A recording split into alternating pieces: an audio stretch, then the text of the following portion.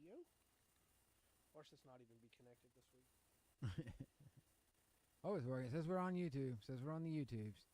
Come on to it. Now we're on Twitch. Perfect. Yes. It says we're there. Live. I don't know why it doesn't give me the option to refresh on mobile. I don't know. Alright, I should now be able to hear us, I think. Hopefully. Can you hear us? Hello, hello, hello. We are very quiet. Oh, hold on.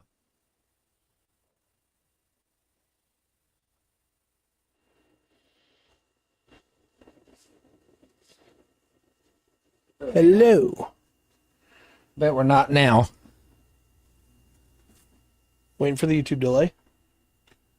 Yeah. Okay, yeah. Better? Hello, hello. That's much better.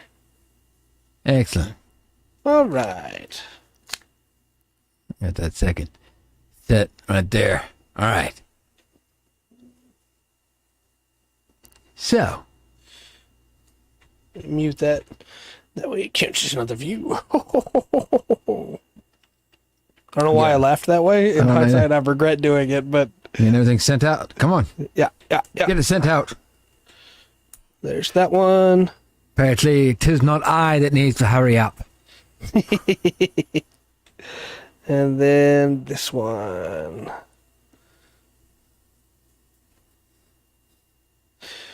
You grabbed the Discord time and everything. I didn't want that. Come on.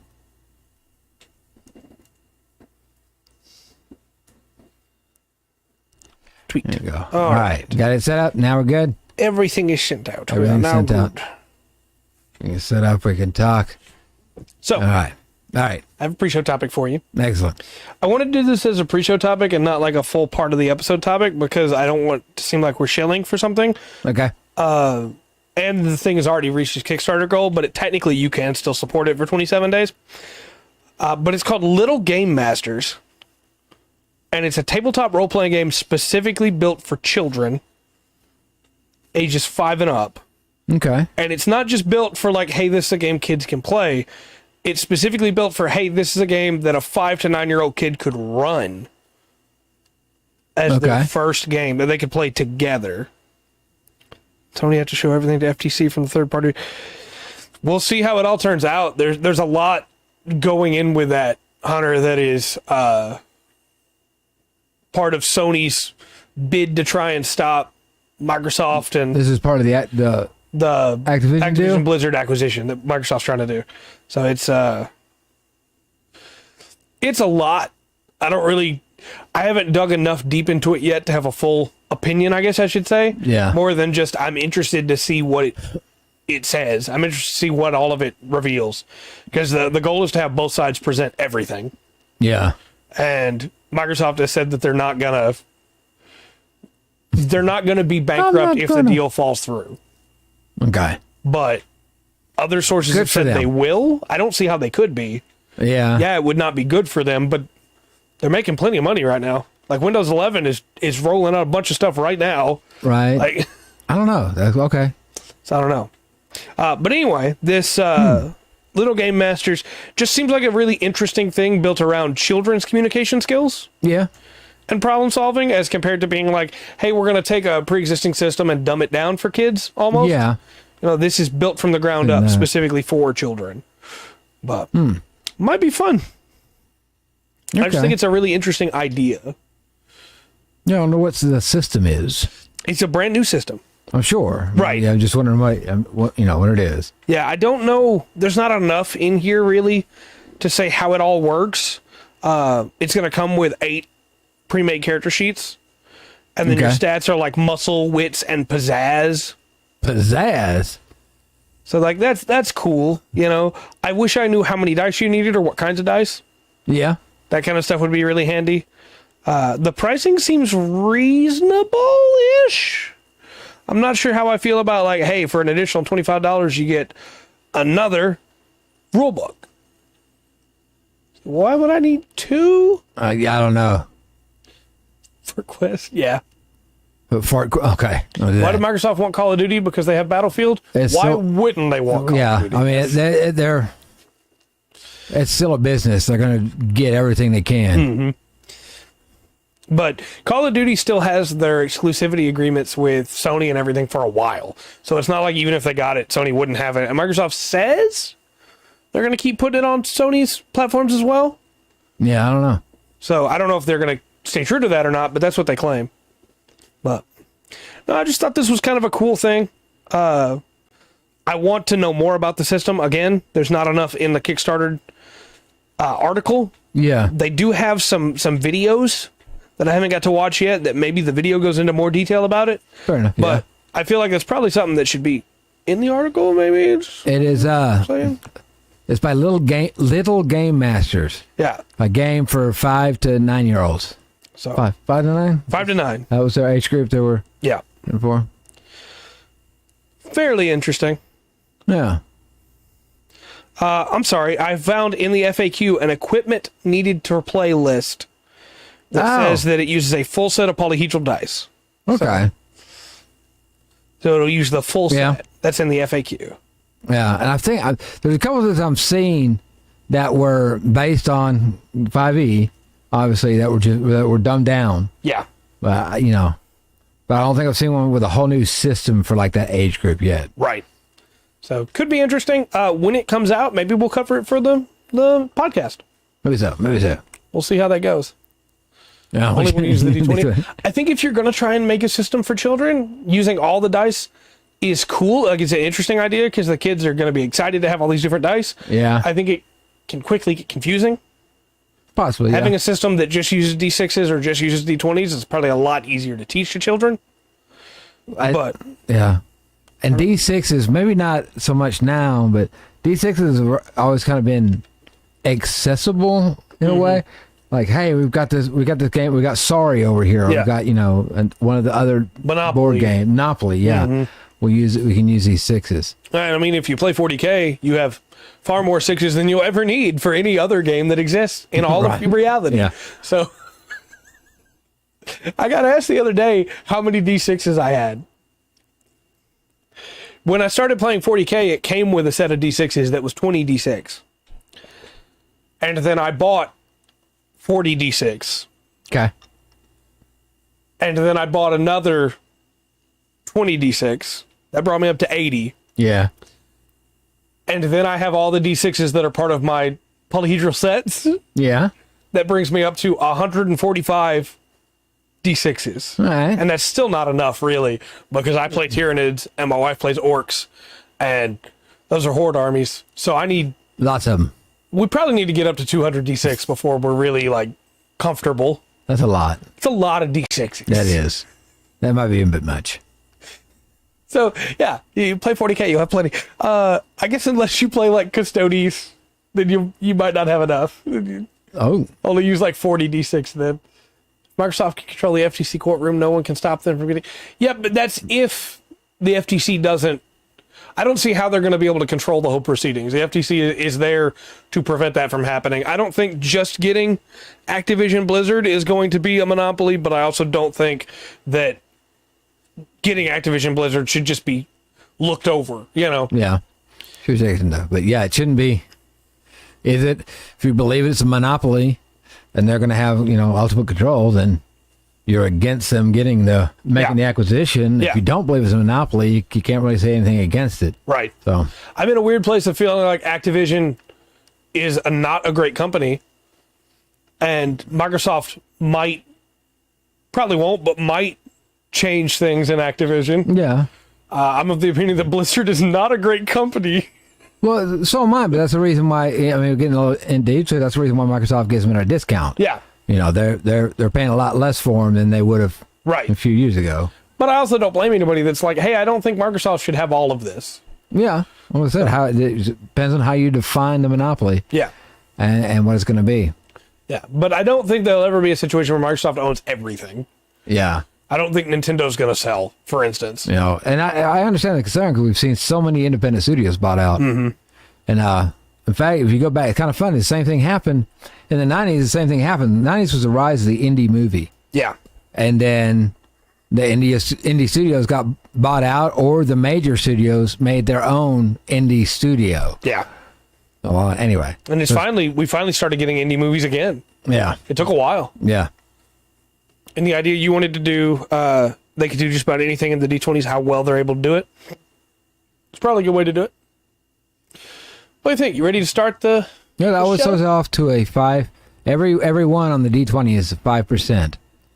Like that. So yeah, you can probably we'll play a game with straight D6s. So D20s would be a pretty good one. Yeah. That's directing in. All right. How well did you do? Yeah. I always want to tear the glasses off, but after I broke that pair, I can't. You get some titanium glasses. Or you're not on CIS Miami. That's right.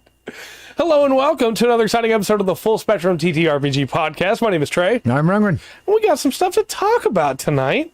Yeah. Now, this idea was originally your idea, and I liked it. It's a good idea.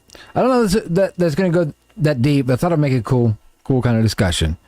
Because we both got kind of a history, with role-playing games. Oh, yeah. I've played a few different ones, each, and gone through and saw different systems, and we kind of brought up a couple of systems that, you talk about Pathfinder, talk about Shadowrun. Yeah. You had a discussion on Mouse Guard.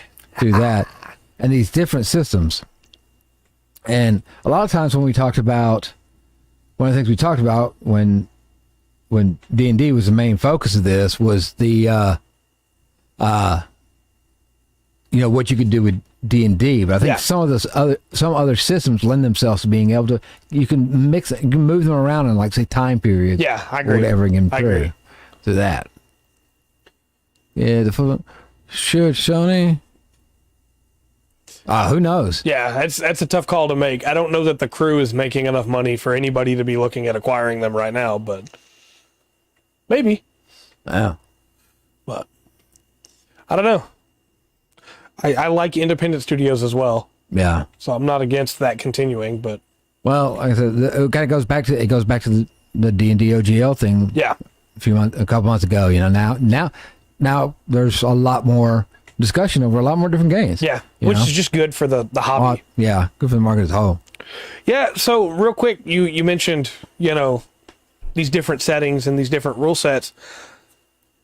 As you said, when we covered this the first time, it was just D&D. And D&D is really open, 5e at least. Yeah. Where you can kind of just apply it to anything. Yeah, it does much better in some others than others. Like, starting with that one. Yeah. Okay. Like, we know you could run a space campaign with those rules. Yeah, 100%. You've got some changes, and you could do it like a Western, or move it to Alien with 5e. Now, it wouldn't be perfect. Right. In each of those settings. It wouldn't, and some would take a lot more thinking about how to redo something. Yeah. Because if you use their rules for weapons or firearms, I don't know, they're not very good. Yeah, that's very true.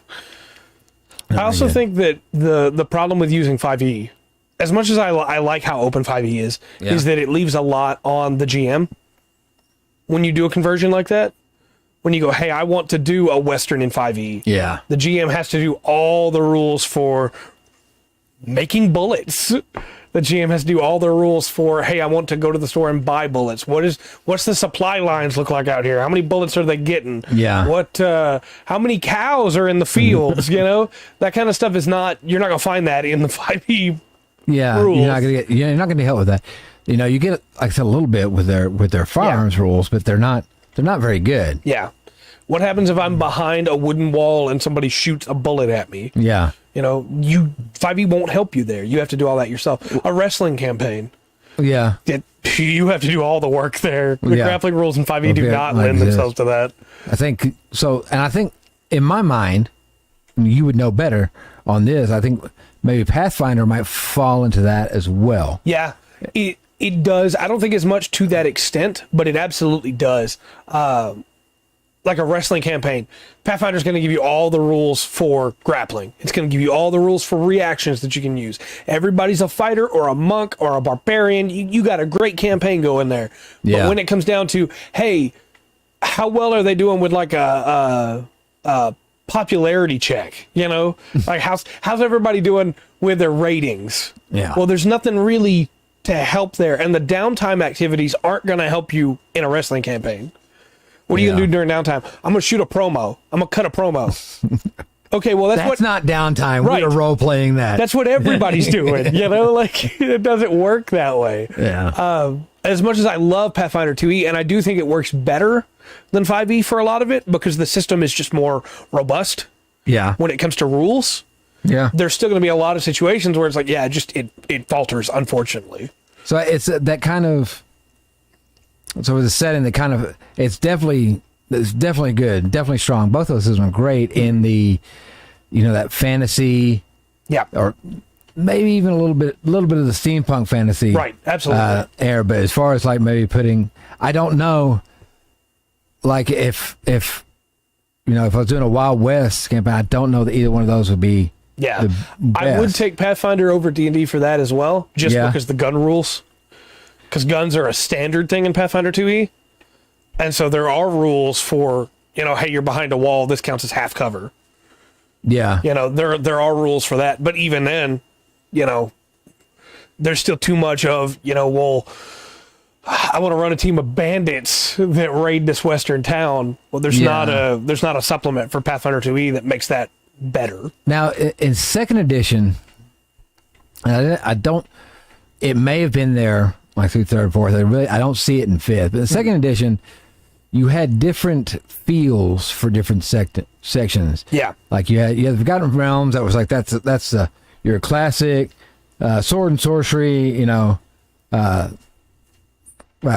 A little bit of King Arthur with adrenaline, as far as the magic and dragons and stuff, and of course Dragonlance, a high fantasy. But you also had, you had rules for Karator, that you could take it and set it in like a Japanese period. Have a Japanese setting. That's where Legend of the Five Rings came in, wasn't it? Yeah. And I think that's what we're missing, really, from all TTRPGs now, is that kind of long-lasting support for playing it differently. Because even like the Mwangi Expanse with Pathfinder 2e, or what's it called? Something in Gears. Guns and Gears. Even with that, it gave a bunch of new stuff, but it wasn't, hey, here's a brand new way to play it. It's just, hey, here's a new section of the world where things are a little bit different. Yeah. Mwangi Expanse is probably like way more different. But when I look at like Von Richten's Guide to Ravenloft, which gives a bunch of new rules, that was when we got that book, that was an outlier in 5e. We were excited for that. It was a good book, because it gave us new ways to play the game we loved. Yeah, you had the whole flavor there that wasn't. You had to adjust some of the rules. You didn't change any of the rules per se. You adjust some, and it gave a little bit of flavor for different sections of the world. But in a weird way, I think the system that lends itself the best to this is Palladium. That's what I was thinking from the Palladium system, because that system with the skills and everything set up, and that goes over even in their own thing. You've got rifts, you've got turtles, you've got. You got Macross. You got like a medieval, all using basically the same rules. Yeah, and we could get down to SCC, MDC, and all that when get a rifts, but basically the same rules. Yeah, you can take one character from another, and I think as far as systems go, that one's got to be that was the strongest across going. 100%. Okay, I could go. I could go 100%. Detective story in a city to military desert campaign. Or go anywhere with it. I've not, Iggy. No, I'm sorry. I've not seen that channel. Have you? That one's a new one to me.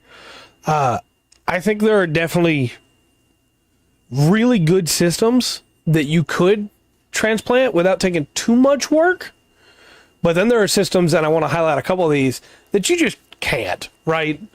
Yeah. Like the Warhammer 40k RPG, you can't really make that anything else. It is itself, right? Yeah.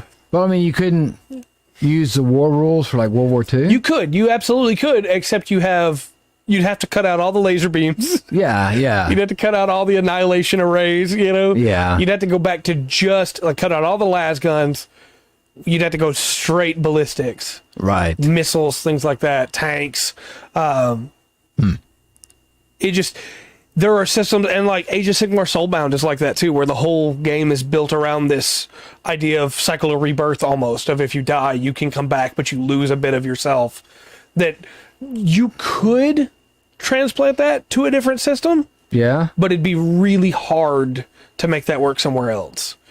Like you'd have to be like, hey, this is a world where this is the thing. If you die, your cycle of rebirth back into a person working for this guy. And at that point, you're basically just playing Age of Sigmar. I think there's, and I want to definitely make sure I specify here. I don't think either one is good or bad, right? I don't think it's a bad thing that you have a system that only really works as itself. Yeah. Because nobody should have to just always play the same TTRPG. Well, that's true. But I do like it when I can take a rule set and change it. And we've been talking about low effort changes, right? Right, yes. There are some that I think are worth the effort. Like if my players wanted to play a campaign where everybody's cats. Yeah. Okay, I'm going to take the mouse guard rules. I'm going to size everything up. Okay, yeah. That's going to be a decent bit of work for me. It's not going to be easy. I'm going to change a bunch of stuff. I should do math. Right. But it's not going to be as hard as, say, trying to take 5e and running a Western campaign with it. Yeah. Yeah. People can still have fun in Cat Guard, I sound like I'm in the other room? I don't know. I'm right here. Can you hear me? Do I need to be right up on top of the mic? Can you hear me now? Shouldn't need to be. Shouldn't need. Did that help though, seriously? Because I can raise the mic. I've been talking above it, so let me raise it up a little bit. I sound far away. So far away. Do you have your headphones plugged in all the way? That's the question. Do you have both, or are you just hearing us on one again? That's the question. But no, I think you can have a lot of fun with. Yeah, I think you can have a lot of fun with Cat Guard. And you can size it up again. Elephant Guard. You can just keep going. Dinosaur Guard. And that's where you can do a lot of stuff with a TTRPG that you can't do with other stuff, Well, yeah. Cables. You think it's the distance? It could be. Could be. I'll be a little bit closer now, and that should help. All right. I'll hunch more. Hunch. Well, you got to posture check a little bit, and then we'll go back to hunching. What's his name? I don't know. Quasimodo? Oh, yes. Just call me Quasimodo. Quasimodo. But I've been talking for a while. What's the system? Well, now that you're taking a drink of coffee, and it's the most inopportune time. Maybe sound bounce, so it could be. What's a system that you really want to take and transplant a different setting in it? I think the Shadowrun system would work really well running in a Western campaign. I agree. I think the way it handles firearms, and for the most part, you take some gear off the table. Is what you're. Well, and even the melee weapons are pretty transmittable. It'd be weird to have a katana in the Wild West, but not unheard of. Yeah. Yeah, a lot of that, but you'd be just taking some gear off the table. Mm-hmm. All the cyber stuff's got to go. Yeah, all the cyber stuff's going to go. But that's not a lot of work, really. But the physical adept stuff doesn't. Yeah. A lot of the magic stuff, there's be a few spells you would drop. Yeah. And it would fit really well. There's a really weird thing about. I think I'd use that one for like Cold War spies. Yeah, that'd be really cool. I think that would be a good system for that too. Yeah. Because then rocket launchers and stuff, if you got your hands on them, you'd still be doing a ton of damage. Yeah. Yeah. That's right. I had a weird thought. Which would you rather use? I got 3 options for you for a Stargate campaign. Would you rather use the Expanse rules which neither of us have got super deep into. Yeah. But we read over them a little bit for the episode where we covered a bunch of stuff, and they seemed pretty in-depth about their space travel. Yeah. Not as much about, like, the land travel. Yeah. Shadowrun or Pathfinder?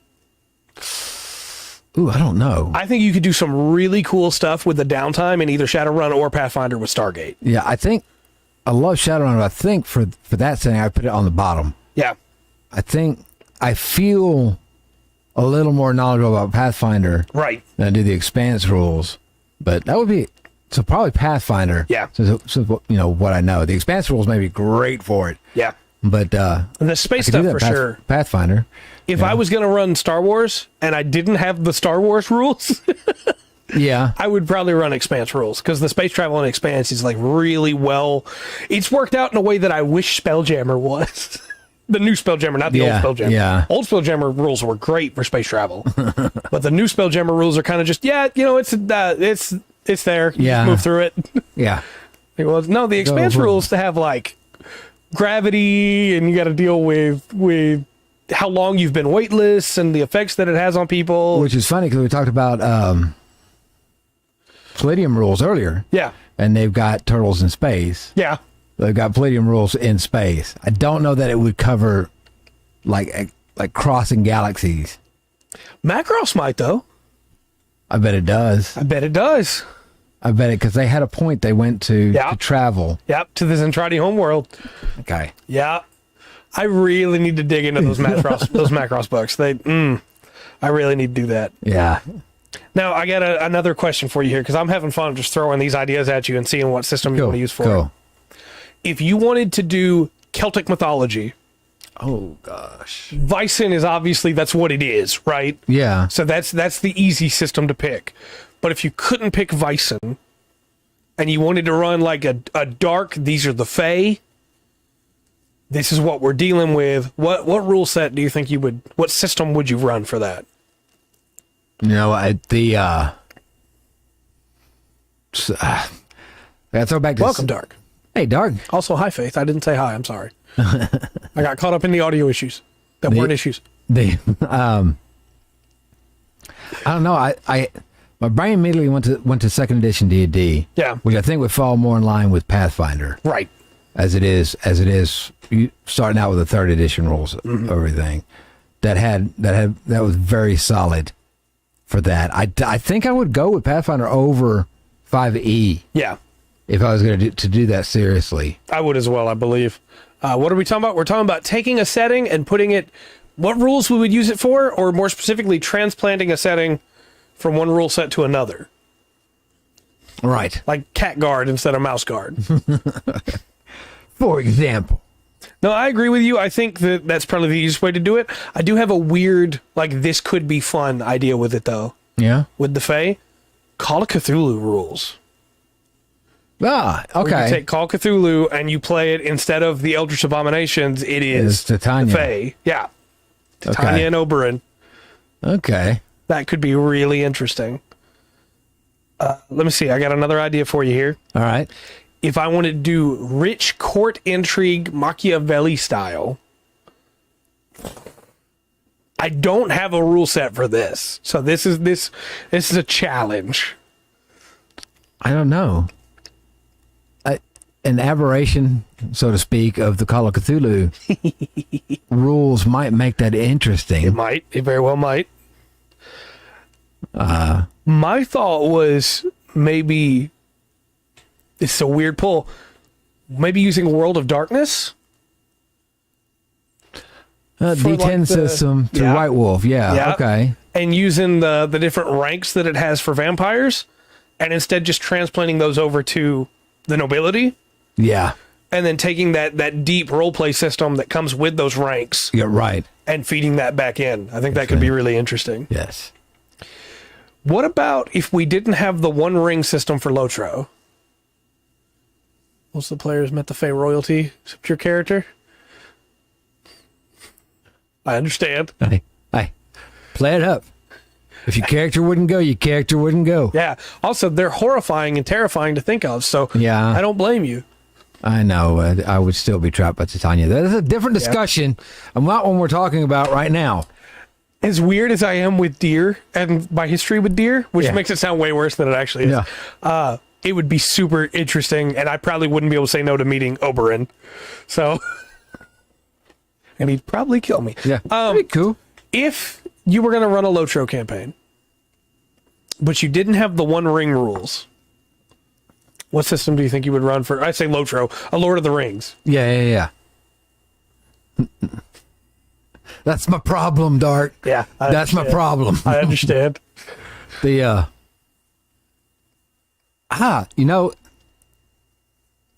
Honestly, I think I'd run Pathfinder 2. Yeah. From how have you explained it, what we've gone over? You heard it here, folks. First, I messed that statement up, but Pathfinder's winning tonight. Yeah, I think it is.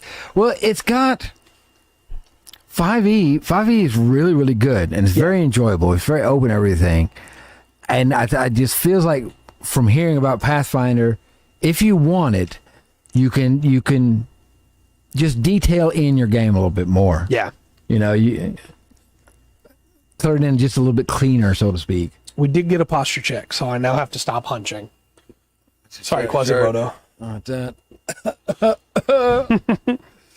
I agree. I think there's a lot of options where you can do stuff that you couldn't necessarily do in other systems. Yeah. I don't think, for what I want to do, I don't think 5e would go far enough. Right. I think Pathfinder would definitely fit that better.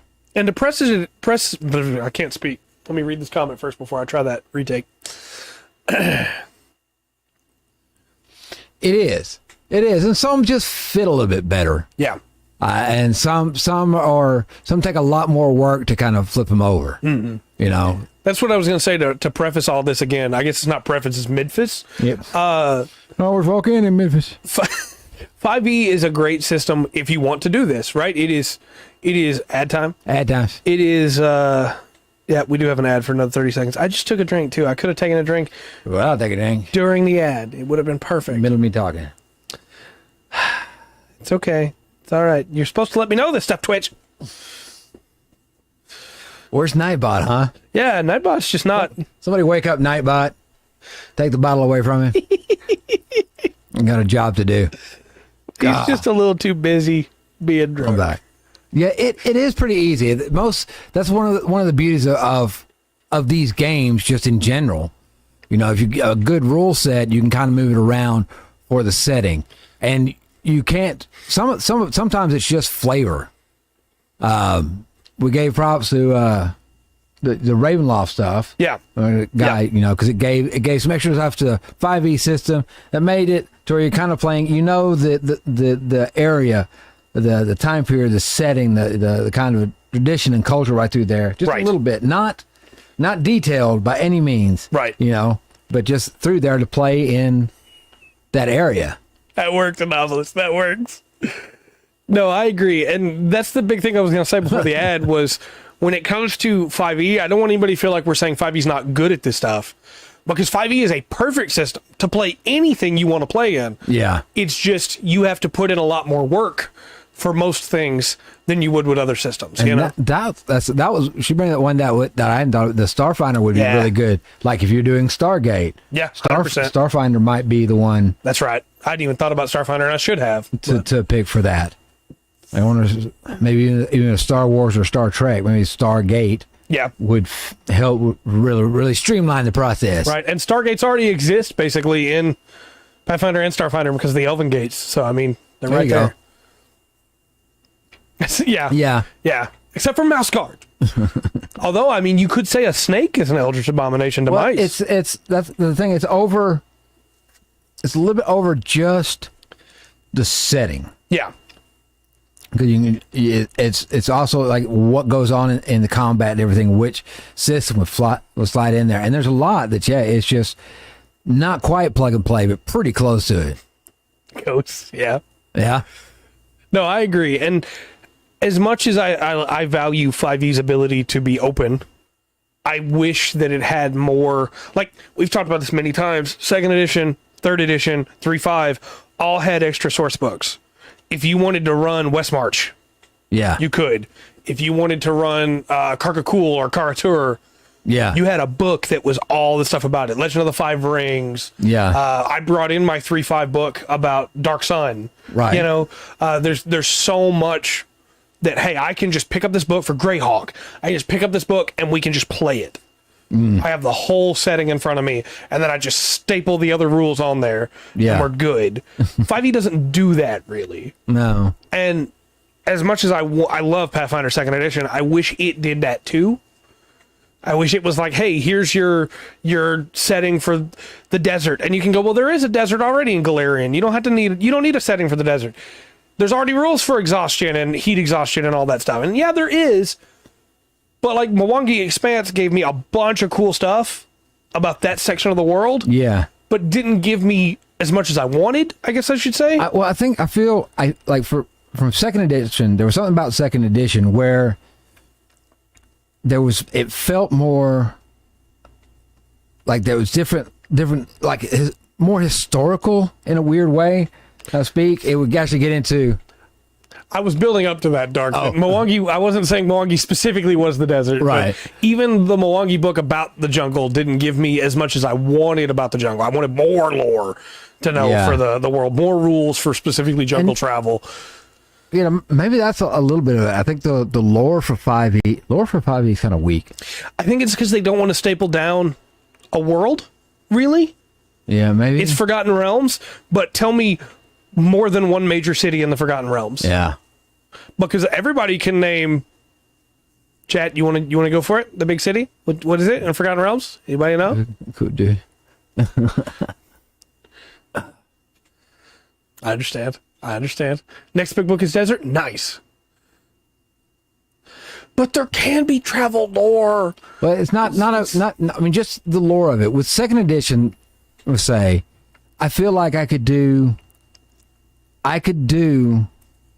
an adventure that went through ancient India. Yeah. And I had, or the Middle East, or, through Africa, or, through Europe. Yeah. Or, maybe even an Aztec one. Yeah. Those settings, like, and historically, like through that, there was lore there that give you a basic outline. Yeah. Now, obviously, you need to go check out more. Right. You need to go looking for it. But like you were talking about doing the one with the Fae. Well, they had some Fae in there, and they were the Fae. They used the names from Shakespeare. Yeah. Midsummer Night's Dream, and that would lead you on to more, and then you actually find out there's actually true folklore. Yeah. About this. I think you might be misunderstanding what I'm going for, Dark. I'm not specifically asking for rules that make travel more difficult in these different places.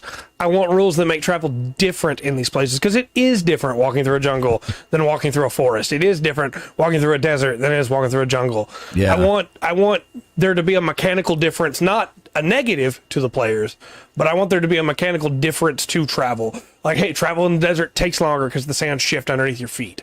Yeah. Travel in the jungle is more humid, and so your supplies need to be different. You need different supplies than you need other ones. And it's mostly just throwaway stuff like that if I'm running a session where I'm going to take a different rule set and put it in a jungle, I'm going to have to do that work myself anyway. Yeah. So just having it as a throwaway line, that doesn't hurt anything, but not to make it more difficult. That's not my goal. Yeah.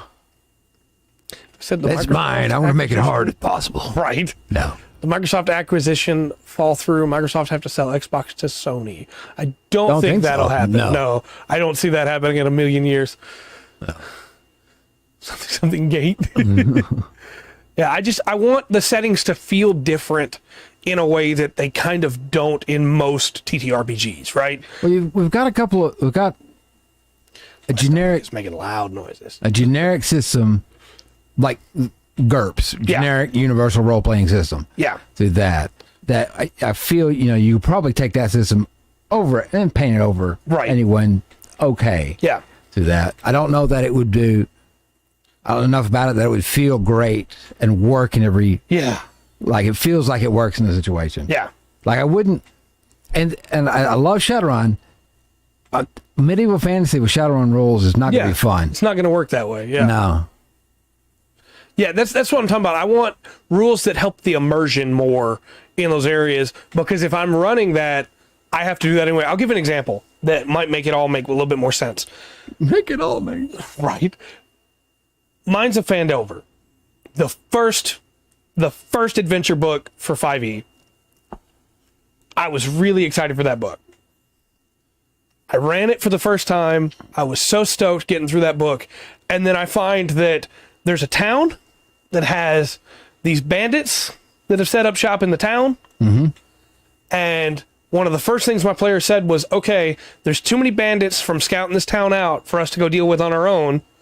Let's kill their supply line first, and then we can deal with the bandits when they come out to try and go get more supplies. We can pick them off little by little. It's not a bad plan. I like that plan, right? Yeah. There are no supply lines. Right. The bandits just exist in this town. They don't, I guess they just squeeze the townspeople for food, and there's enough food for everybody to survive because the bandits don't have a base anywhere else. Yeah. They just exist in this town and have no supply lines. And it immediately ruins the immersion of the adventure for me because then I have to make that so the players have what they're looking for. I have to then make up a supply line, make up NPCs. And you could say, well, that's what a GM's supposed to do. But when I get a new lore book or a new adventure book, I want new, cool, immersive things for my players to have to go through. You often will give us challenges when we play that are, hey, there's a bunch of different ways you could go. And I know probably you have some of the stuff we're going to run into no matter which way we go, right? You don't have to confirm or deny that. I would prefer you didn't. But there are also puzzles that we're going to run across that make sense in that section, right? If we have to jump a gap, well, the gap is it's a passage in a cave. Yeah. So there's going to be like, hey, water has fallen down below. So there is water. You could theoretically survive down there as water has gathered at the bottom. But it also means that things are a little slippery, because water slides off the top of this, and it's stuff that is not going to be in the book probably. Yeah. But should be like, come on. Anyway, I'll get off my high horse on that. I just wish that when you're writing an adventure book or a setting book, you would put more thought into what it's like in the minute to play for the players. Instead of just, here's the cool lore, which I love. Yeah. But also, what is it like in that setting? I miss the boxes. They still have them. I miss the boxes in D&D where they would if you'd read the rules or whatever, and then you have a box and it would have a section of gameplay. They do that a little bit. Yeah. But they used to separate it out. Anyway, that's another thing. I understand. You like and don't like in Shadowrun's the health? Yeah, it's deadly. Hey. Excuse me. Well, okay. Hey, if they're in the adventure pass for Pathfinder, bless you again. Sorry, where I could read the book along with the setting, even if I'm not running the adventure path, I could read it and get that information. That's good enough for me. Yeah, because it's not in the adventure books in 5e. And I don't mean that to be like Radiant Citadel, right? Yeah, Radiant Citadel gives you a brand new location in the Forgotten Realms, right? Which, again, I have a whole rant I could get into about the Forgotten Realms. I mentioned it, just referenced it earlier with Waterdeep. There's only one city in all the Forgotten Realms that anybody knows. But they give you a brand new location, which is the Radiant Citadel. It's a place you can go in the world that is in a nondescript place in the world so that you can put it wherever you want, and your players can go through that citadel. But at no point in there does it talk about what it's like to walk on those different color paints of glass, and like, what does it sound like when I step on them? Right. Does it sound like glass that I'm stepping on, or does it just sound like ice or nothing? Because I feel like that's as far as that went, was we'll use glass for the floors and it'll be really cool. Do they crunch? Do they have give? What is this Squid Game? What? Right. What is going on here? So I don't know. I think we gave much of that Pathfinder was more detailed. I had definitely had more of that in. Sounds like you stepped on a cat. Unironically, that would be better than the nothing that I have. Because then people would want to levitate and use Tensor's Disc to get around, right? You like that sort of vague stuff? I mean, I get if the goal is to leave it open to the players. But if I don't like something, I can just ignore it and do whatever I want anyway as a GM. Yeah. So, like, give me something. Yeah. it's I don't know. It kind of got into the setting up a scene. Sometimes you could just give us a little bit more. If you've got an idea in your book quest of what this is supposed to be, put it in there. Hey, yes, thank you, Anomalous, my man. Thank you. Yeah. Also, we should probably reference Waverly has talked about the Shadowrun health and how all players have the same health blocks no matter what. Take a lot of damage, but not in Shadowrun. You just need to have high numbers to not be hit. Yeah. Your body needs to be tough. And armor. I like that it's all the same because you're all people-ish, I guess. But even as I started that sentence, that's not true. Some people are trolls. Yeah. So I don't know. I'm torn on it, I guess. It does kind of. We all run a game, fly by the pants, go through. Yeah. Well, it's usually involve a lot of stealing from other things. But see, that's where, Dark, I have alternative selection or alternative suggestion, which is we don't do printed books anymore. We just do PDFs. PDFs that can be updated. I understand why, but I can fill a Google Doc with supplemental information, and so could they, and just link it. Yeah. I don't know. Because it's weird. The openness. You're right. Yeah. They're not the only company that I think should do that. Games Workshop should as well. Stop selling codexes that immediately aren't right anymore 2 weeks after they're released, and people have to look up FAQs even though they paid $60 for the codex. Just print a PDF, please. Yeah. Yeah. Just, we can do it off that. Character doesn't have that much body and she's the one that keeps nearly dying. That's fair. Yeah. There's a map of an inn. Here's a few random tables, and I'll pick a few random things out of my room. Some player suggestions. See, that's okay. I think everybody should have the option for that, right? But I think people should also have the option of this is already worked out for you, where you could just pick it up and drop it if you want it. Yeah. If I just want to make an encounter or an inn, I can do that. But I also like the idea of having, here's an inn if I don't have time to do that. If the players go, well, is there an inn in this town? And I go, I didn't make an inn in this town. Well, there sure is. Also, kind of, it's a little bit different discussion, but the whole, if I've paid for the boxed adventure on that, then maybe you could give me some handouts. I don't know. Yeah, that'd be nice. If I pay for that adventure book, maybe I shouldn't have to make up why the bandits are in the town. Why are they there? Well, because they're bandits, Trey. No, but why are they bandits? There's what? And you go, well, Trey, they can't just give you the whole backstory for all the bandits. That's not what I'm asking. I want a blurb, a paragraph, this much text of where these bandits come from. Give me something. Why are they here? Why are they in this town? Did they grow up here? Tell me something. What's my motivation? What are the names of their horses? You feel like the troll should be able to take more damage, but she died. Yeah? She did. But that wasn't from a gun or anything. That was from magic. Yeah, that's very true. So they are the red brands. That's right. That's it. We're going with that. That's all we know. Yeah. We're naming that horse. Yeah. All the others are named not red brand. Also, like, just to throw this out there, it's not that I don't think you can use that, because in the first time that I ran Lost Mines of Phandelver, I absolutely had the players pick up a red scrap from the red brands, because they were red brands, so I was working on the fly here. I had to make up stuff, Yeah. Fly by my pants, right? Seat of my pants. I had them pick that up, and that was important later. a villain NPC had a red brand, piece of cloth with them as well. Yeah. And so I tied it all back up into the big bag to make it feel important. Right. Because otherwise it just doesn't matter. Yeah. They Come out of the doors, bomb points. Yeah. That'd be such a rude thing to throw in a D&D game. There's another guy coming out? Yes. You just do it like Gauntlet after they kill enough guys, and then the door collapses. Yeah, that's what it is.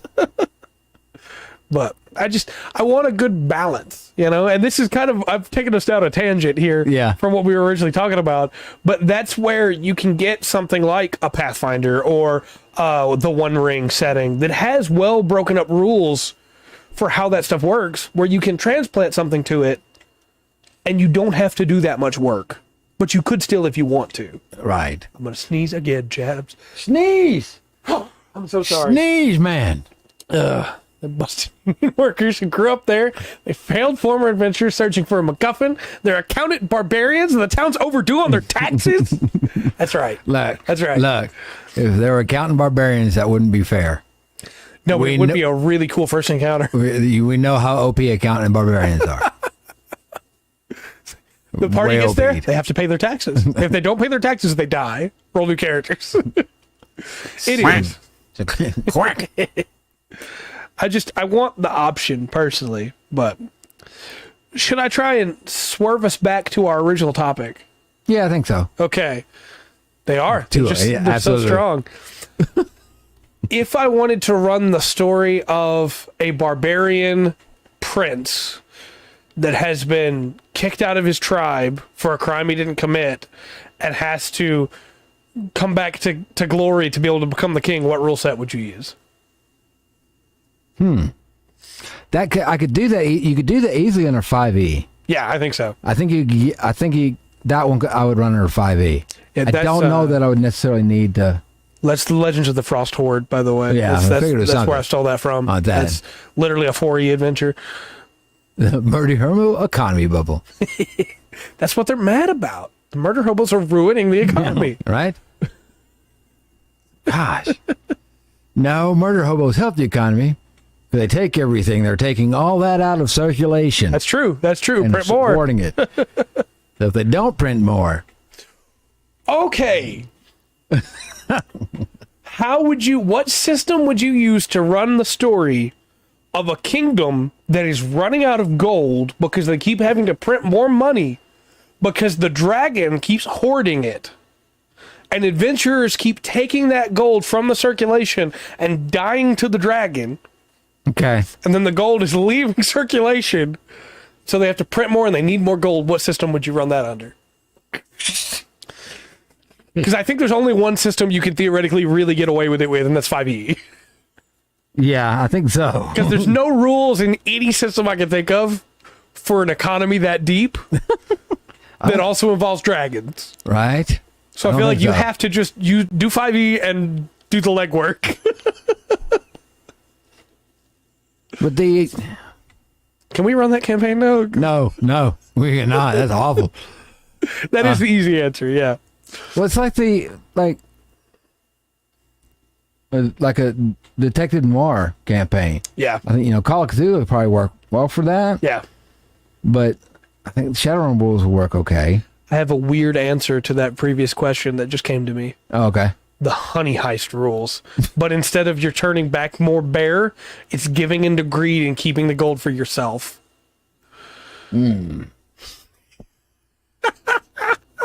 Yeah. Should be an actual accountant. Anyway, yeah, sorry, Detective Noir. Hey, I didn't say a barbarian accountant would be an easy character to play. That's true. Nobody said that. They just said they were OP. Please, billionaires with dragons. That's far more apt than I had considered. Yeah. Yeah. Yeah, that just makes me sad. Which makes me go, okay, Shadowrun. Right, yeah. Very true. So, Detective Noir, right? Yeah. I think there's a really interesting one for that. I think you said Call Cthulhu, right? Yeah. Yeah, I think that's the right choice, right? Right, that's the easy choice. Yeah. What about Bison, which is the mythological creatures are dark and oppressive, and instead you use that as the murderers in your detective story. Each one of those is... That would be interesting. They're psychopaths and sociopath killers, See... You're not giving the players a chance to win there. Okay. So, what part of that is a bad thing about I get to keep the gold and I get to be a dragon? Because you have to face off against the Count of Barbarians. I guess that's true, and they are going to get you.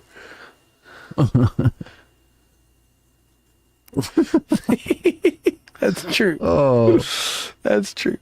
I don't want to dig too deep into that, but that's true.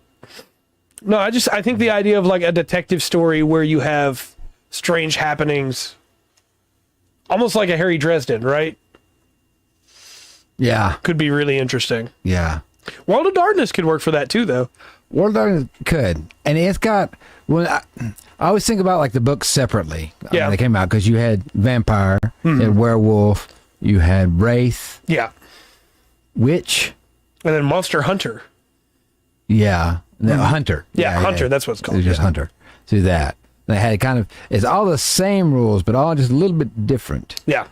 That would be a good system for a lot of, especially like more modern settings.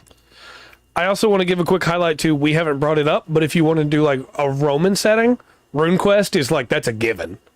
That's the easy answer right there. RuneQuest is just that setting. Yeah. But see, for I think in my mind, it's kind of coming down to, for a lot of the older settings, like I was going to do, like you said, Roman, you know, or Maramasa coming up the coast, you know, going across the land, something in that, like a historical setting. I think, you know, Pathfinder 5e, Pathfinder and Palladium, probably those two. I agree. Are you just cut out all the guns and good. Yeah, from the Palladium system and the Pathfinder system, you kind of got it already set up there. You've got your standard melee weapons already. Yeah, no androids, no automatons. Right. Although Roman mythology does have some golems in it. Yeah. So maybe automatons be okay, but they're not metal; they're stone. Yeah. Well, that's true. Just to limit what you're using. And I think it's interesting that to do some of these quests, some of these are just like, yeah, you take this system and just cut this out. Yeah, and then it runs pretty well. Yeah, it'll run and fit. I got another one for you because we haven't touched on this yet. Sengoku Jidai. If we cut out most of the gun rules, but not all of them, I think Shadowrun actually would work pretty well for it. Yeah. You cut out all the tech and all the vehicles. So I automatically go to second edition for that, but it's kind of unfair because that has the Carnotaur setting. Yeah, it does. That would be kind of 3.5 has Legend of the Five Rings. Right. It's not quite. It's the Age of War and it's the Edo period all together. Kind of going through both of those. I don't know, because that would still allow you to have the arc buses. Yeah, and you'd still have the deadly properties of the melee weapons. Yes. But you would be lacking some of the melee weapons. Yeah. You wouldn't. I don't think, for as far as I've seen anyway, Shadowrun doesn't really have like a Nagamaki. No. Or a Konbo. No, and the last game, it was a Palladium system, was the last system I put out that was just stupid in depth. Yeah. They had it was a book. It was a weapons encyclopedia. Right. And you just flip through and it covered. I mean, that might be the way to go with it too, then, a Palladium variant of it. With that same thing in mind, what about Yellow Turban Rebellion, Romance of the Three Kingdoms? Because there we're not going to have any guns really at all. No. And you're pulling the setting down to this area of this country. Mm-hmm. Like if you're doing the Age of War, you're going to be going all up and down. Yeah.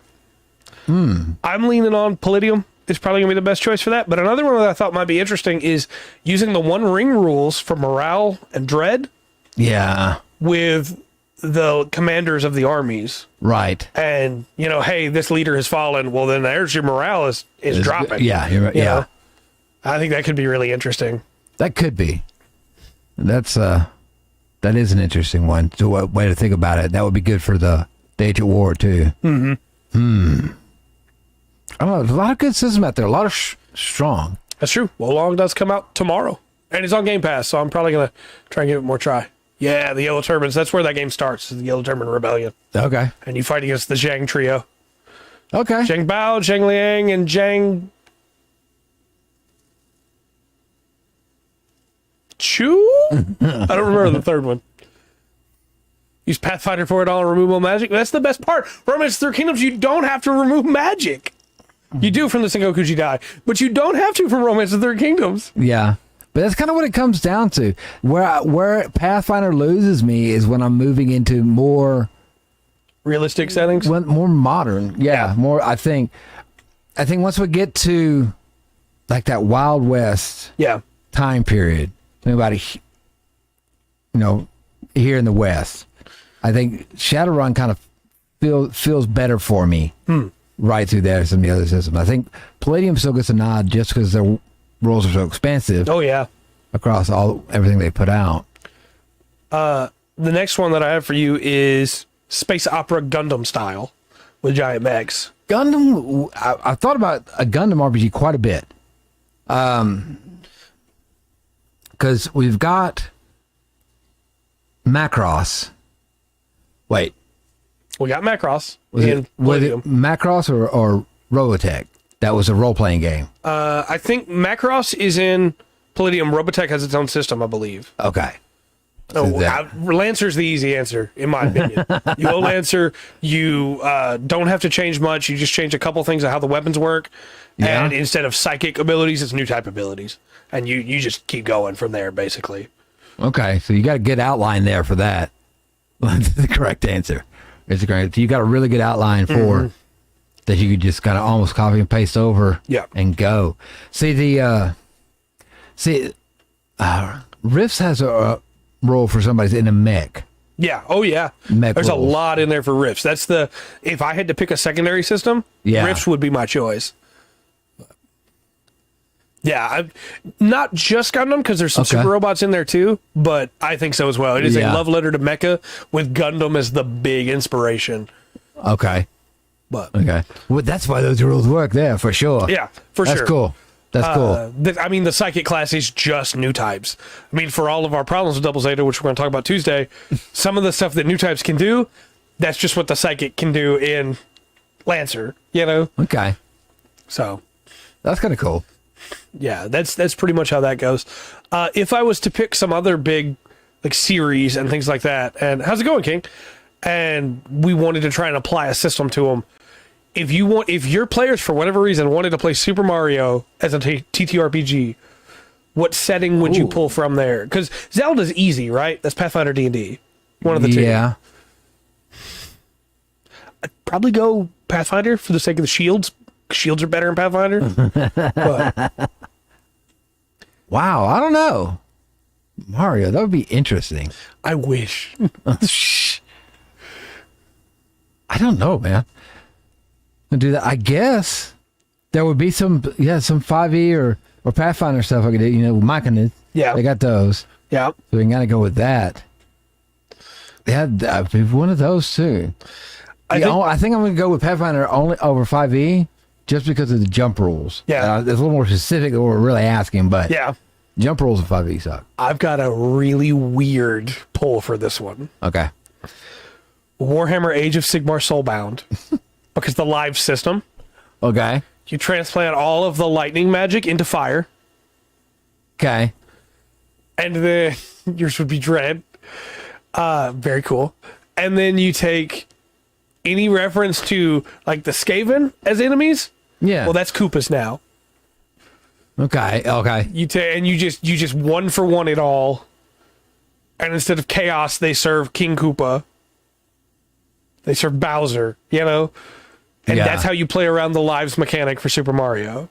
Metroid campaign would be really cool. It would, and I would 100% run that in either Rifts. Rifts is what I was thinking. Yeah, or Call Cthulhu. I could see that too. I'm leaning more towards Rifts. Because you wouldn't be Samus, right? Yeah. You would be an EFF soldier. Yeah. And that would be horrifying. Yeah, but you need to be able to combat. Right. You still got to be able to fight them. So you use Rifts for the combat. Oh, gosh. And you use Call Cthulhu for the... Dread? Yeah. Interesting, yeah. Some cool stuff you could do there. I think you do the same thing for Aliens, right? Like the franchise Aliens? Yeah, for Xenomorphs. Possibly. Because those things would be terrifying. Yeah, they would. For sure. It is a very good idea. Have you seen what what? Are you okay? Did you what? Reset there. Full reboot, not just a retake. Okay. Have you seen what the space pirates look like in Metroid? Not in old school graphics, but I don't think those things are horrifying. Hunters. Yeah, so you're saying you wouldn't just be Samus, right? You'd be another hunter. Wild West supernatural horror thing. I believe that is, I have it in my list here, I believe that Savage Worlds has the Wild West horror one. See, with the spirits and shamans and gunplay, I could easily run Western. We may try that. Deadlands? Is there a different setting I don't know about that is also that? Maybe. Because for anybody who's like, man, they're talking about a lot of different systems, and I only know of a couple. We have barely scratched the surface. There are so many cool systems out there. Yeah. That we have not. I don't even know the names of. You know. Yeah, I'm sure there are. There's one that the Critical Role crew did a while back on Geek and Sundry that was Western style, and now it wasn't Savage Worlds. It might have been Deadlands. But okay. I don't know what that one was called. But interesting. I say the Critical Role crew. It was some of the Critical Role crew. Matt Mercer ran it, but strongly. Okay, I'll add Deadlands to the list right now, live. Interesting. Okay, go through that. Because as people might remember, we're still looking for more stuff to talk about on the show too. Eventually, we'll cover every TTRPG on this list probably as its own standalone episode. But it takes a while to learn rules and everything for them. Just go into them. And it's interesting the way when you start going through these different systems, how the creators of these systems solve problems. Yeah, 100%.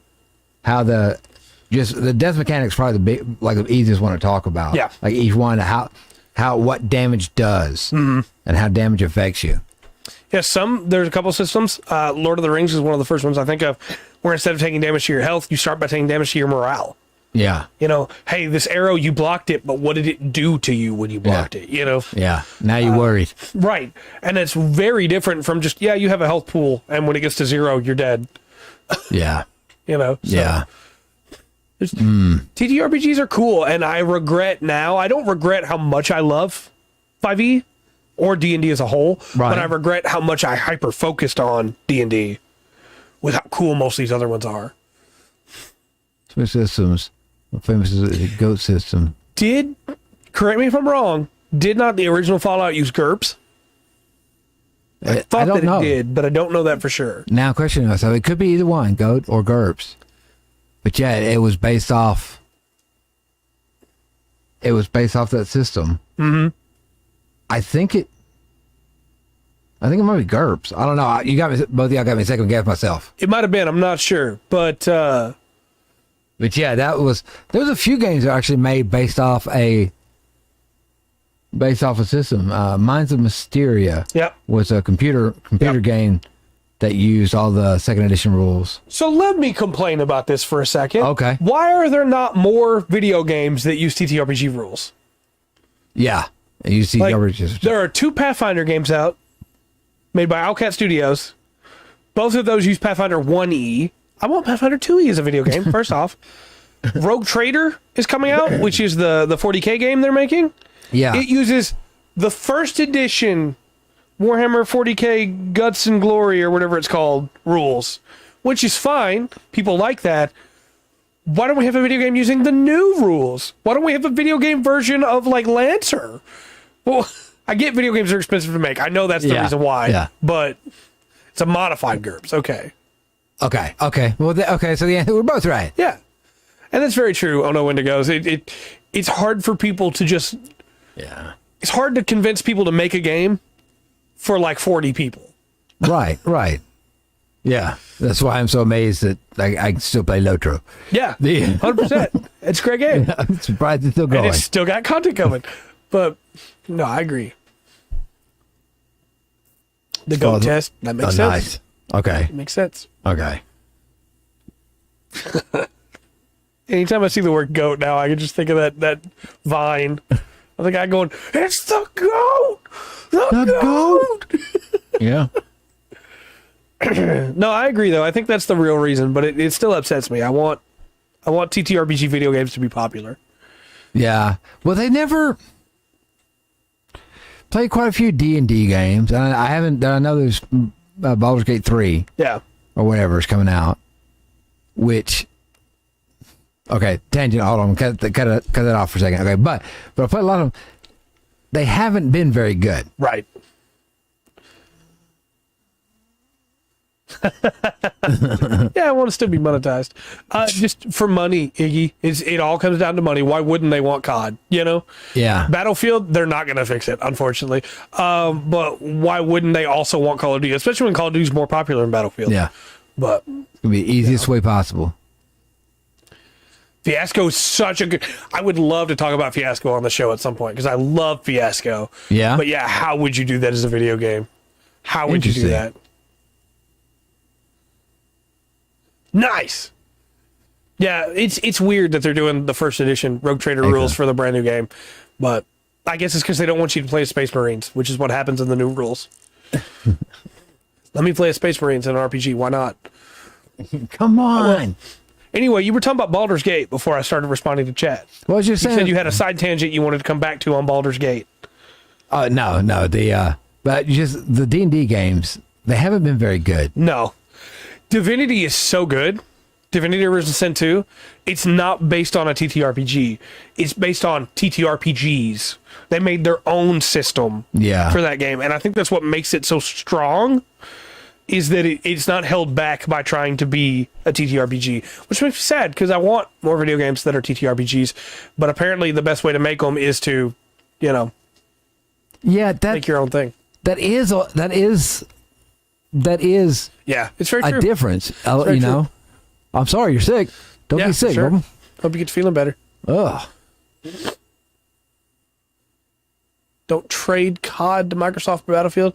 I don't think Sony would go for that, honestly. Why would anybody want Battlefield when it's, as much as so many people still buy it, it's kind of a dead name at this point, you know? Send me a game title, go for it. Send it. Sickness must be purged. That's very true. Sickness must be purged. Now, see, there's so many systems that didn't go anywhere. There was a Dune TTRPG, and I know the cover. I had no idea that existed. Yeah, and I don't remember it. It had its own rules. Competitive reality TV TTRPG or backstabbing political. That'd be so good. But yeah, how do you sell that, right? Divine Identity? Yeah, I understand. Yeah. Battlefield's owned by EA. Yeah, that's very true. It's owned by EA. Again, Battlefield used to be a really strong name. I just don't see why anybody would want it right now when, ever since Battlefield Hardline, basically, it's been. Yeah. What was it, 2042 they called it? Yeah. And that just had a horrible launch. Yeah. What? It's got me thinking now a little bit about, because we're talking about some games that were, they use TTRPG systems to build it through that. I'm trying to think of some more. XCOM. Well, in a way. Yeah. Yeah. It's not straight TTRPG. Right. But it's clearly using grid-based system, rolling dice for all the stats. It's rolling dice in the background that you can't see. Well, I kind of feel Final Fantasy does that a bit. Yeah. Or that's that type. Right. The turn-based system. Right. Kind of must have its own kind of it's got its own little TTRPG back in the background. It's definitely all like really comes together, I understand, Will. We're just glad you're here. Will said can't really chat. I don't know why it's not coming up, but yeah, okay. Just want the doctor order. All right, any systems? Because there's been a system for everything. There's been a Star Trek game. There's been a couple I know of Star Wars games. Yeah. Elder Scrolls, that's right. It was based off TTRPGs. I have been sitting here scratching my head. I thought it was. Originally based off like D&D. Yeah. And then became its own thing. It was based off, I might be wrong, but I think it was based on the original like Icewind Dale. D&D, not the game, the book. Yeah. Yeah. Which, by the way, those Icewind Dale games are solid. They're not, I don't think they're as good as people make them out to be, but they're not as bad as some people say either. They're completely neutral for me. I think they're solid games. I liked Neverwinter Nights. It was, I think it's the same engine. It is, yeah. Through that. I played quite a bit of that. That's XCOM too, isn't it? Your weapons can miss even if you're right in front of them. That is my favorite XCOM memory. Point blank on a, I can't remember the basic alien name anymore for the little guys, but point blank, 54% chance to hit. The gun is in his forehead. Yeah. 54% chance to hit. And he's quick. He's quick. EverQuest? I played a lot of EverQuest. Probably. Yeah, probably. The more evident in Arena and Daggerfall, the Morrowind. Yeah. Okay. Yeah. That's a topic for a different podcast. The idea that extra stats that don't matter. How often do you see that pop up? Of like, I love 4th edition. 4th edition sucks. 4th edition, this is your streetwise stat. Yeah, they've never been able to pull that off. Like, what do you mean this is my streetwise stat? It's your mischance. Yeah, that's right. I love streetwise as a mechanic. I don't need a streetwise stat. It's based on my charisma. Yeah. Well, they did. D&D used to have comeliness. Yeah, comeliness. And that was how, basically how good you looked. Yeah. You could have a low charisma and a super high comeliness, but they got rid of that. Stats for people's first impressions of you. Awesome. Disco Elysium's like that. Disco Elysium's probably a little bit of TTRPGs in there. Yeah. Where like your conversations with people, the stats will change that you can't see in the way they feel about you. So that's okay. Cool. I don't mean to just swerve us back with a hard left turn here, but I do. Look, I'm done. I'll let you know Tuesday. I'm done. With Double Zeta. The gotta make sure I get this right. Underwater setting, underwater combat. Yeah. What system are you using? Ugh. I don't know. Mer people. I don't know. Kingdom Under the Sea. Ryugu Kingdom. Second edition, you could do a whole campaign on the sea. They had the CLs and stuff you could set up for that. I don't know. I have a feeling Pathfinder might help a little bit more than that. There's nothing. I don't know. Nice. 5e may not be. I don't think 5e would be the one to do. No, I would not try and run underwater combat in 5e as a regular thing. I don't know enough about underwater combat in Pathfinder to say I'd run that. Yeah. I ask you this because I don't have a good answer. Well, there's things that a lot of people just kind of throw to the side when playing. Yeah. That can make a difference in play. And I'm not saying it's a bad thing. I'm saying they don't want to keep up with it. But weapon speed, is one of them. If you're running underwater, that's a big difference in the fight. Yeah. So I don't know. If you were in like sealed suits, I would say maybe the Expanse rules. Because that might work. Treat it just like outer space. Yeah. Basically, but I don't know how you'd run it really. State of Decay, yeah. Nice. Very cool. Very cool. Now that might be a fun discussion of like how would you use stats in a video game for like TTRPG stat style. Well, I mean, we've talked about a few games where it's been done. Yeah. They have the simplest would be if then. Yeah. If they got this number, then they get to pass. Right. If they don't, then they don't. And that's been. You look at choose your own adventure games, and those have those in them. Yeah. Yeah. What's the big one that people always used to talk about? Something at Dragon's Pass? Something like that? Somebody's going to correct me at some point in the vague future. Clash at Demon Hit. Yeah. I rolled to seduce the undead queen. Oh, you would. Not die, so I actually get down on the floor and roll. I rolled to see as a dog if you will scratch my belly. Right. I don't know.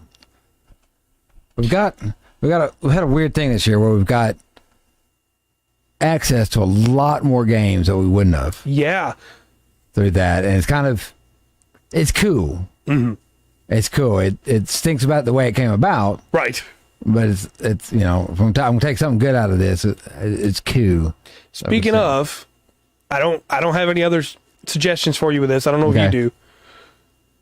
Do you want to talk about the 1D&D Druid stuff going around right now? No, what about it? So people are pretty upset right now. 1D&D, as we know, is the playtest, the attempts Yeah, right. That's copying a bunch of stuff from Pathfinder. That is attempting to like streamline 5e, which is already very streamlined. Yeah. Some of the stuff I like, some of the stuff I don't. Right. The fact that GMs can't crit anymore is Stupid. but they showed off Druid the other day. Am I going to get Gundam Evolution because they're going to add Endless Waltz? I already own a Gundam Evolution because it's free to play, but I might re-download it for Endless Waltz stuff. That might be worth it. I don't know. So they indeed. The Druid specifically, they updated Paladin and Druid and showcased those, right? Druid or Cleric and Druid. I'm sorry, Cleric and Druid. Yeah. Druid. They changed wild shape. Okay. Now you have a stat block for a land wild shape, an air wild shape, and a sea wild shape. Again, because I guess they're trying to streamline things. However, the reason people are upset is because now if you turn into a spider, you don't actually turn into a spider. You, flare-wise, RP-wise, you're a spider, but you don't have spider climb. That's stupid. Because the land block doesn't have spider climb. No. If you turn into a duck, you have to choose when you turn into the duck if you're choosing into the sea stat block or the air stat block. Because even though a duck can do both, only one of those two can fly. That's dumb. Yeah. No, don't change that. No, you have the stat block for the animal. Yep. You go look it up. And I get what they're doing. The goal here is not until CCA. Fair enough. The goal here is to like make it easy for people to just play a druid, right? Yeah. There's 3 stat blocks are right there. They're going to be in one or D&D Beyond, I'm sure, right there. The fix to that, in my mind, is to make a drop-down menu underneath Druid and D&D Beyond that lets you select animals and get their stat block. The data's already on the website. Yeah. That just seems that seems lazy. Yeah. There's a reason you pick a spider. There's a reason you pick a bear. There's a reason you not anymore. You pick that, If you turn into a bear now, you don't have extra AC or extra HP for turning into a bear. No. You can have the same HP if you turn into a dog or if you turn into a bear. That's dumb. Yep. That's dumb. But now you can turn into a T-Rex on turn 1. You're not a T-Rex. Yeah. You don't have any of the T-Rex stats. You're not big like a T-Rex. You're just a medium creature. Yeah. And when you get higher level, you can become a large creature. Okay. So is that... That's pretty weak. I don't like that. You can see now why people are upset. Yeah. Because it destroys the originality of Wild Shape, right? It does. There's... Because you can... Your character, what they do with the character, or if it's just the personality of the player. Like you get up to casting, I can turn into a wing thing now. Yep. Well, what wing thing do they turn into? Right. Now they go flying. Do they pick a giant eagle? Do they go falcon? Do they go, sparrow? Where do they go? Well, if it's, I don't know. That just seems really... Well, and you lose all of the uniqueness of each animal. Yeah. If I turn into an octopus, yeah, I want to be able to camouflage. That's why I turned into an octopus. yeah. I want to be able to go on land with a land speed without having to wild shape back. They can't go on land. But the C block just has a water move speed, a swim speed. It doesn't have a movement speed. Well, I understand not having... It's not like you're really getting down to specific species of animals. It's kind of a generic thing. Yeah. Because, I want to be a blue ring octopus. Right. And as soon as somebody sets a foot in there, 30 minutes later, they're going to be dead. Right. Like, well, no, maybe not that, right? Yeah. But I want to be able to turn into a crane so that when I'm out in this, construction site, nobody knows that I'm not there. I had to get that joke in there. But no, honestly, I want to turn into a frog so I can hide. Yeah, there's different. That's just silly. If I'm a medium frog, I'm not going to be able to hide. That's Call of Cthulhu. Yeah, that's right. For a frog that big. So what's the word? What's the word? Squamous? A squamous? Shuggus? No. Not an actual title. Oh, okay. Thing. There's a word he uses. I think it's squamous. So a squamous visage. Okay. It means looking frog-like. Yeah. Like, really? Dude, really? Yeah. I could hide in Innsmouth, maybe. There you go. Absolutely. Also, like at that point, if it's just a medium land creature, couldn't I just wild shape into a person or into a centaur? Like, yeah. You can't tell me I can't according to that stat block. You have to tell me I can't because you're the DM, not because the stat block says I can't. But no, it's really dumb in my opinion. Yeah, that's a dumb roll. Like, hey, I can turn into a gnoll. Well, I can turn into a hyena, so why can't I turn into a gnoll? Yeah.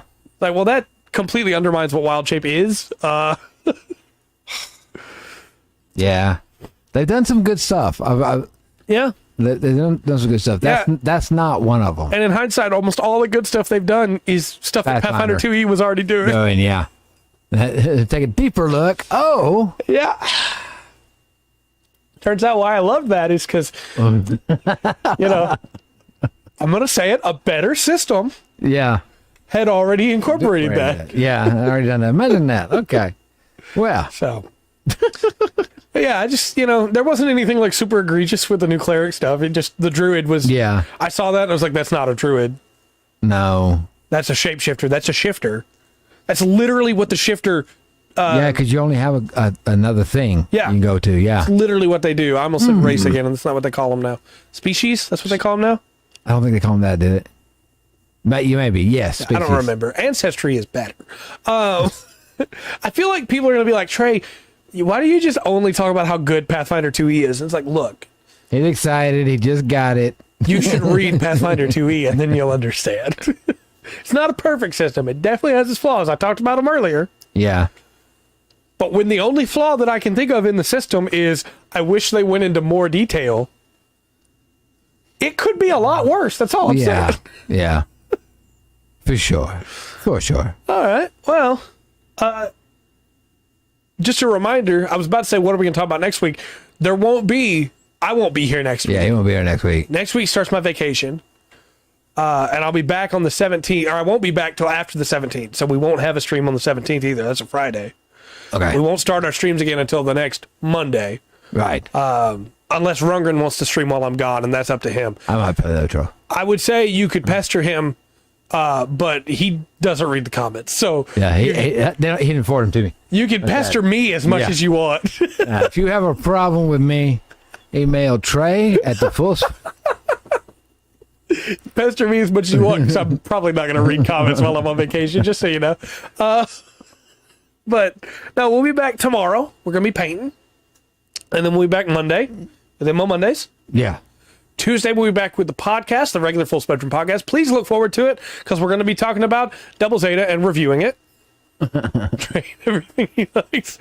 Yeah, if I like it, I love it. Wednesday, we'll vote on a thing Tuesday. Rundgren will play it Wednesday. Yes. And then I will be gone. So... Yeah, we'll decide what we do after that. We just have a couple podcasts where we make fun of Trey. Yeah, that could be fun. Yeah, but anything else you can think of that we need to bring? No, up? I think we had a good discussion. Appreciate chat for a lot of the ideas they put up and the views they put up. Yeah, help move the discussion along. That was really cool. No, I think we're good. I think we covered some pretty cool stuff tonight. Got to highlight a few different systems. I think so. Got a little bit off topic, but for the better. I think so. Not that. Well, let us know which systems you like the most, which systems you want to hear us talk about more. We do have a big list. A couple of them that we own already are, I'm going to sneeze. That's not a system, but I'm going to... Sneeze. Oh. Sneeze. I thought I was done sneezing. I'm sorry. Sneeze and go hiding. We own Bison. We own Call... I'm so sorry. We own Call of Cthulhu. Okay. And then you own After the Bomb. Yeah, we got some turtle stuff. We got the Shadowrun stuff. Lots of D&D stuff. Pathfinder 2. Mouth Guard. Yeah. Sulu. Got a few things we can bring up. So if you want to hear us talk about any of those, let us know. If you want to hear us talk about any other system that we haven't talked about yet, please make sure to either shoot us an email over at thefullspectrumpodcast@gmail.com or post a comment or anything of the like. I did fail my sneeze roll. That's right. And thank you, Kira. I'm glad Sugar Fire's working. Yeah, you know, sometimes when you get on a spree of rolling low. But let us know in the comment section down below. And until next time, I've been Trey. I've been Rungren. This has been the Full Spectrum TTRPG podcast. Remember to always hear the Full Spectrum. The TTRPGs have to offer.